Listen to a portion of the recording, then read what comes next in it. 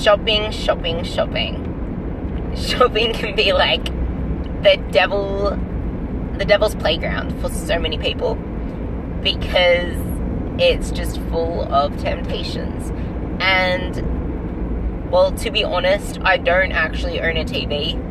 I don't find use of a TV, and if anything, owning a TV stresses me the hell out, because it's a waste of my life. I'm watching other people watch their lives instead of having my own life, and I'd prefer to study, watch lectures, read things, grow my clientele, and talk to my current clients to make sure they have the best experience and relationship with me, then watch TV. So I just don't own one. But the TVs are riddled with ads. And if you talk about junk food on Facebook ads will target you with donuts and freaking pizza, if that is what you talk about the most. Same with on Instagram. It's like the devil's playground. Social media is targeting our language to show us things that we want to get and could easily fall prey to. So it is so hard to resist it. And then you see it again in the shops, and it's like subliminal advertising. And I know it sucks. That's why shopping is a very tender thing. So, how can we make sure that we actually come out with what we plan to get and stick to our plans and get to our goals? The first thing is a shopping list, like, no doubt. And to have a shopping list, you need to know your meal plan. So make sure you have your meal plan, you know what you need to buy, and you have it written down clearly, and you know exactly what aisles to go in. For me, I always shop the perimeter. Like, I go to the frozen section, get all my frozen veggies. If I see that there are any fresh veggies on special, I'll get those. Otherwise, I mainly get frozen veggies, get my fruit, whatever. Then I walk, like, the tuna is always on the end of the aisle. So I walk to the end of the aisle, get my tuna from there, my tinned tomatoes and my tomato paste, which I love. I love tomato paste and tomato tinned. It's like, I just need that and I'm happy. That's on the end of the aisle too. I get that. And I just know exactly where my food is. And because of that, I only go to the areas that I need to go to. If I need to get my chewing gum or my mints, which are in the confectionery aisle, luckily they're on the end as well. Like, I will not mindlessly, or actually I should say, I will not, with my head awake, walk through an aisle that I can be tempted to just grab everything and miss things and want to cry and crave food. I don't walk into those aisles. If I do, I will be mindless and I will be head in my phone. And I do the same when I'm checking out. Like, if I don't do self-serve checkouts, my head is in my phone because it's just habit now. But if you're finding it hard to resist temptations from the checkouts and counters, put your head into your phone and you won't even realize they're there. Like, I can't even tell you what's actually on the shelves right now because I just don't pay attention. I'm just so mindless in those areas now. And it might take a while to become mindless and just be kind of like a robot in the shops to get what you need. But it just gets easier the longer that you stick to something, just like anything. So that's a little tip for your shopping. I'm pretty sure you all would know that or do that by now, but if by any means you are still kind of won over by the Cadbury blocks and whatever there, I hope this little tiny episode helped you.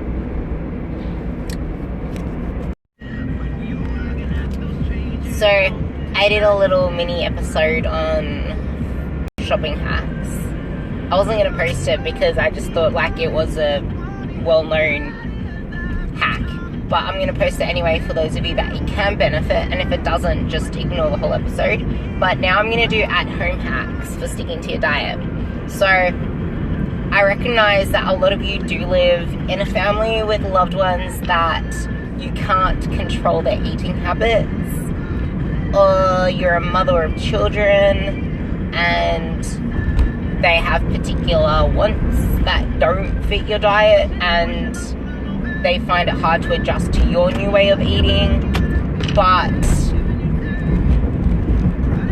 there are certain things that you can do to make it easier for yourself. So, for example, if it's your kids, you're in control of their food, like you really are. Put all of their food out of sight, out of reach.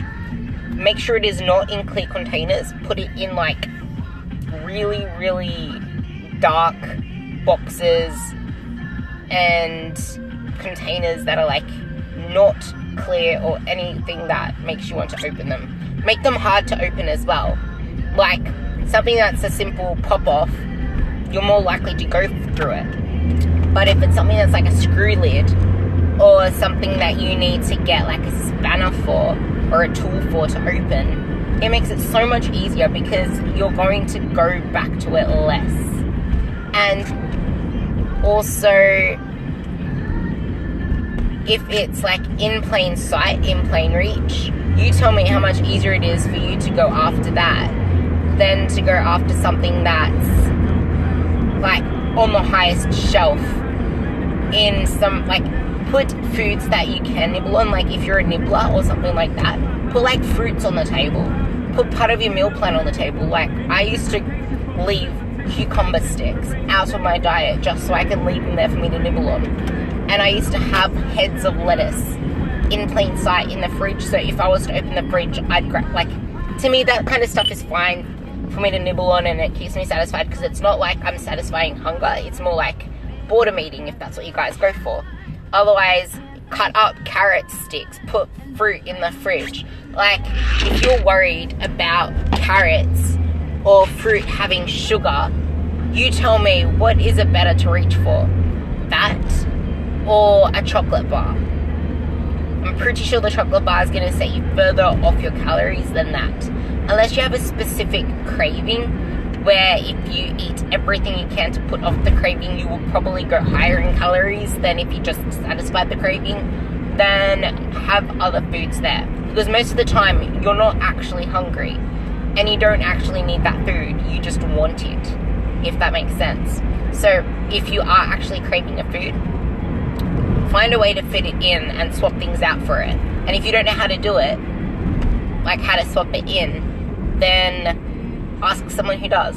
If you have a coach, ask your coach. Swap whatever it is in. But also realize that you need to be smart with those things, because so many times, like, people fail to realize that in swapping your usual diet, I said this to a girl who's on, like, one of my clients who's on really mingy food, like calories.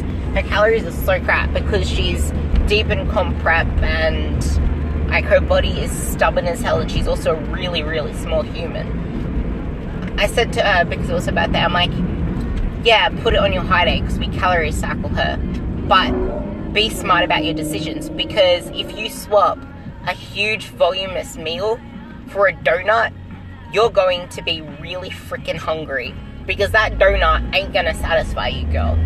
So be smart when you actually do make your swaps, because you're gonna be hungry. But I do understand that you do have cravings, and it's better to satisfy them or find lower macro alternatives. So I guess my little hack here is make good choices easier to make by putting them in plain sight and in reach, and make bad choices harder to make. Make them inconvenient. Like I said in another podcast, when I wanted ice cream, I would buy one paddle pop at a time or one cornetto at a time. I would make myself walk all the way to the service station or gas station to buy it, because that was making it so inconvenient for me. I couldn't just say, okay, I'm going to open the fridge and just eat this. Oh, I finished it, I'm going to grab another one. I finished that and I still want more. Like, you're not, like, these days, there are so many food cues around us, so many cravings, so many, like, sensory sparks that make us want to eat more foods, crave more foods, that we don't actually give a chance to listen to our true hunger signals. Because a lot of the time you're probably not even craving anything, it's just some emotional thing.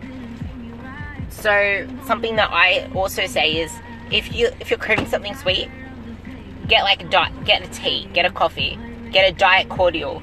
Drive to 7-Eleven. We have 7-Elevens here that have sugar-free Slurpees. They're not completely sugar-free, but they would be much lesser in calories than a whole tub of ice cream or whatever it is. Try and distract yourself first. Go for a walk. If that doesn't cure it, then have whatever the craving is, but fit it in so it doesn't set you away from your goals, and be smart about it. Because if you do it once in a while, it's not going to be as damaging as if you're doing it all the time, if that makes sense. And I'm going to do another hack for when you're at work. If you're someone that has at desk snacks or whatever it is, put them really far away. Shove them onto someone else's desk or put them into the office. Don't have things in plain sight or in plain reach. Sometimes it's impossible to do that, but the more you can do to make those bad choices inconvenient and hard to make, the more successful you will be in your journey. And it's all about how bad you want to get to your goals, and if you have a deadline. Because in between goals, there is a thing called life, and it's good to enjoy it. And that's why having someone who can give you an objective, not a subjective view, and guide you along the way to make sure you are progressing and still balance life is a good thing. So whether that be friends, whether that be a mentor, whether that be your parents or your husband, or whether it's a coach, I know that I would prefer a mentor or a coach to guide me through, because they will actually know what they're doing and they've done it before. And if I want to, if I'm having questions or concerns, I know I go to them and I can trust their opinion will get me to my goal. So it depends on all of that. And yeah, I hope those little hacks helped you. And if you have anything else you want me to talk about, let me know. I just really wanted to put out some helpful tips to you to help you stay on your diet.